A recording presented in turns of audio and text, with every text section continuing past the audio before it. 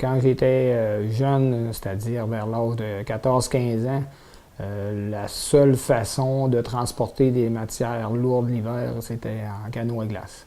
Donc, on a eu à s'initier très tôt à faire des traversées en canot. C'est surtout par famille. Bon, ouais. Les Bayous partagent le canot, puis les juniors partagent le canot, puis mon grand-père, mon père partage le canot, puis c'était le même. Il partait pas seul. Là, s'il y avait bien des transports à faire, là, et les gens se connaissaient tous, puis on s'appelait, bon, on aurait de 15-20 personnes à traverser. Bien, il partait 2-3 canots, 3-4 canots, s'il y en avait 4, il partait 4. Puis s'il y avait du monde pour ramer d'un canot, il allait à plusieurs canots. On allait apporter des galons de crème, pas des galons, mais des bidons de crème. On sortait les porcs, on allait chercher de la moulée. Ça, c'était... moi, je l'ai fait, là. Et des fois, ça pouvait nous prendre une demi-heure, 3/4 d'heure, de l'île aux Oies, Îlette. Mais des fois, ça pouvait prendre 2 heures, là, à cause de la glace. Mais c'était pas des canots comme on a là. Les canots doivent peser 600-700 livres, là. Ils ont déjà traversé des femmes enceintes. Ah oui. On a déjà traversé des femmes enceintes. On a traversé ça à Lillet. Dans le temps, c'est le docteur Leclerc. Il venait aller, lui, on l'appelait avant le chercher en canot. Il venait pour les femmes enceintes. Là. Puis des fois, les femmes étaient obligées de traverser. Ça fait qu'on niaisait pas trop sur le fleuve. Là. Ma mère a été traversée longtemps parce qu'elle était aux études à Baie-Saint-Paul, elle était pensionnaire. Et plusieurs souvenirs nous sont... elle nous décrivait plusieurs souvenirs, entre autres la fois où elle avait traversé d'une glace à l'autre. La glace était tellement longue et fine et très belle pour se rendre tout d'un coup à un seul trajet de quai en quai ou presque, sur une seule glace. Et ça avait été... et à l'époque, c'était les grosses malles carrées avec tout plein de manger, de vêtements, parce qu'elle partait pour une longue période. Il y avait des équipes de canots qui étaient mandatées pour faire le transport de la malle. Ça variait selon la couleur du gouvernement. Quand c'était rouge, c'était une telle équipe. Quand c'était bleu, c'était une autre équipe. En tout cas. Généralement, il était 5 dans une batterie, là. Puis il traversait régulièrement, tous les jours. Beau temps, mauvais temps, il fallait qu'il y aille. C'était vraiment un travail. Donc, le but était de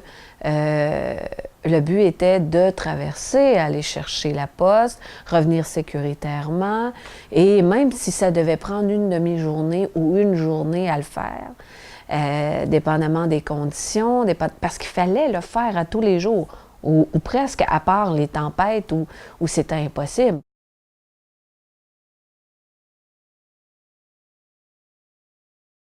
Dans ce temps-là, la route était fermée. Il n'y avait pas de route, ça ne marchait pas l'hiver ici. Le nord marchait, puis le train il est du côté nord. Le train passe pas loin du côté nord aussi. Pour aller prendre le train, là, les voitures l'emmenaient jusque sur la bâture, là, le long du canot. Puis là, il embarquait le monde dans le canot avant de la mettre à l'eau. Il traversait la malle, puis pour les passagers, il fallait se rendre sur le bout de la glace à 6 heures le matin pour aller prendre le train à 8 heures à la Charretière. Moi, je me rappelle, mon père venait me reconduire.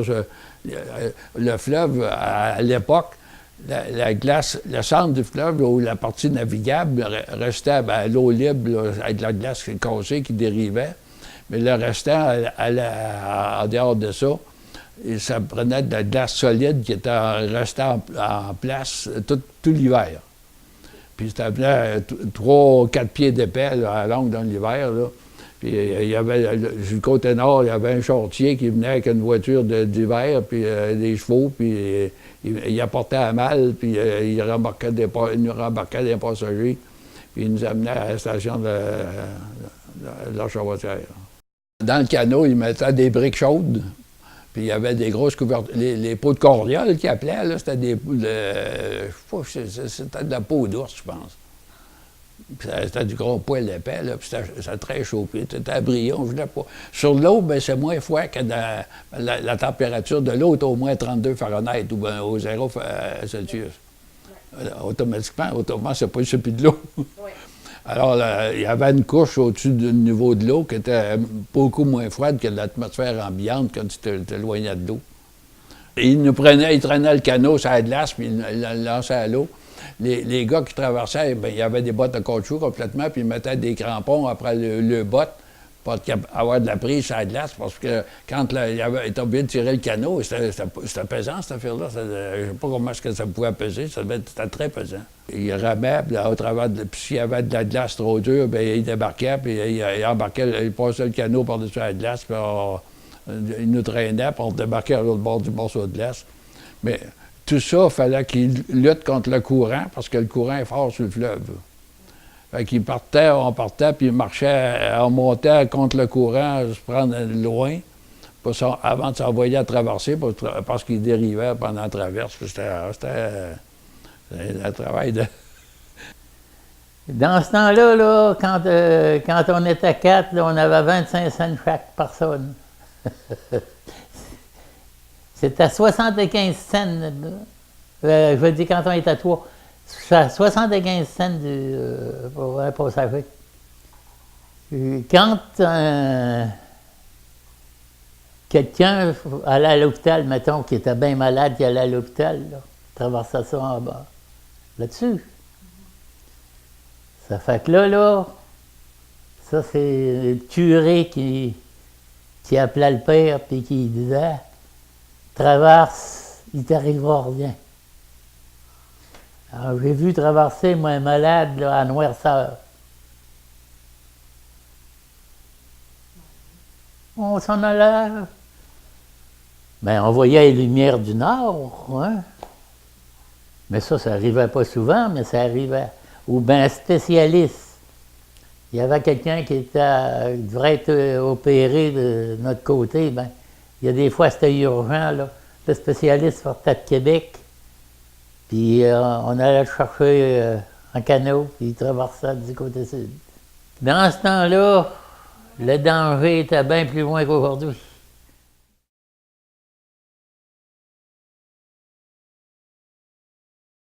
La famille Cormier a tout le temps fait la chasse. Ça fait que ça partait, ça se préparait une journée ou deux à l'avance. Là, maman commençait par faire des galettes à la menace. Puis toute la bouffe que ça prenait pour faire une expédition de chasse. Ça fait que déjà là, il se passait quelque chose. Là, on voyait qu'il se passait quelque chose.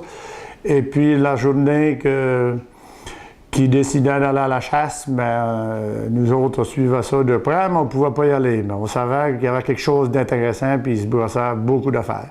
C'était sur la fin de l'hiver. Puis dans l'hiver, ici, mais veut pas, avec la glace et tout ça, la pêche est finie, puis ça bouge pas beaucoup.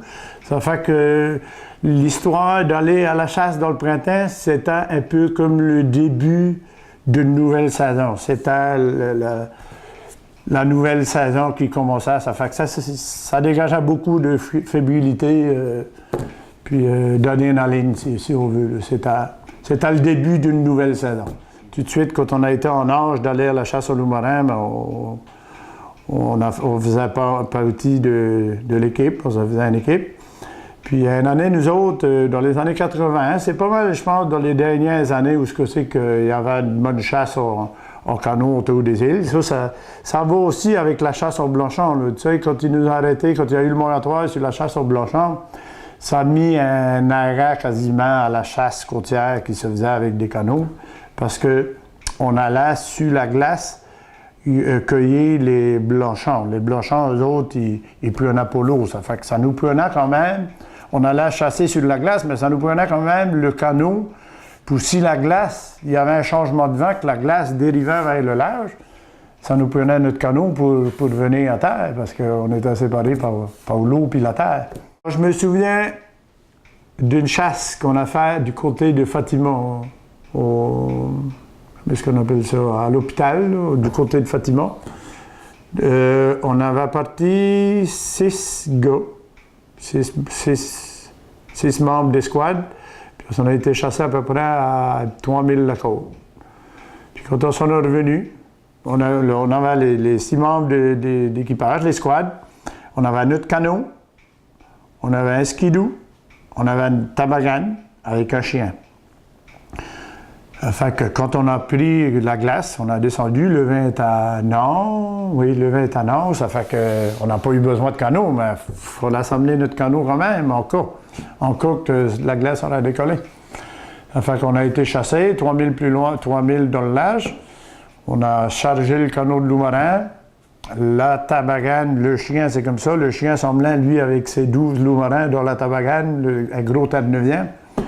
Fait qu'on on a fini de charger ça, puis on a envoyé Poutard. Puis quand on est arrivé à 1/2 mille de la côte, le vent avait changé, puis on était rendu avec une saignée d'eau. Une saignée, ce que c'est qu'on appelle une saignée d'eau, c'est la glace qui décolle, puis quand la glace décolle, mais c'est l'eau. Fait qu'on est arrivé justement au bout de la traque de skidoo, le même chemin qu'on avait emprunté pour y aller, puis on est arrivé, puis la traque de skidoo s'arrêtait dans l'eau. Ça fait qu'il a fallu de là, l'histoire du canot, là, indispensable. Là, on n'a pas paniqué avec ça parce qu'on a dit, ben, on va prendre notre temps. Ça va prendre plus de temps, mais on va tout débarquer vivant, puis on va perdre rien. Fait qu'on a parti, moi et mon frère, on a embarqué premier le skidoo. On a été emmener le skidoo de l'autre côté. Après ça, on est revenu. On a emmené la tabagane, puis les 12 loups-marins que le chien avait dans sa tabagane, la tabagane, le chien et les 12 loups-marins, on a été mis sur l'autre bord. Puis après ça, on a dit on va aller chercher les pots. Je crois qu'on avait 35 pots. On a été mener les 35 pots de l'autre côté. Puis après ça, on a été chercher le restant de l'escouade. On a fait 2 autres voyages. Finalement, dans 5 voyages, on s'est tout emmené en terrain sécuritaire. Ça fait que là, c'est une des bonnes expériences que j'ai faites en canot. Une des bonnes expériences parce que bien souvent, on s'emmenait le canot, mais on n'en avait pas besoin. On n'en avait pas besoin, on s'en servait pour emmener les pots, on mettait les pots dans le canot et tout ça, mais vraiment, on aurait pu faire la même chose avec un traîneau ou une grosse traîne. Mais là, le canot nous a servi pour ce que c'est qu'il était fait, pour aller dans l'eau, pour tout embarquer notre matériel, puis sauver notre peau et la peau des loups marins.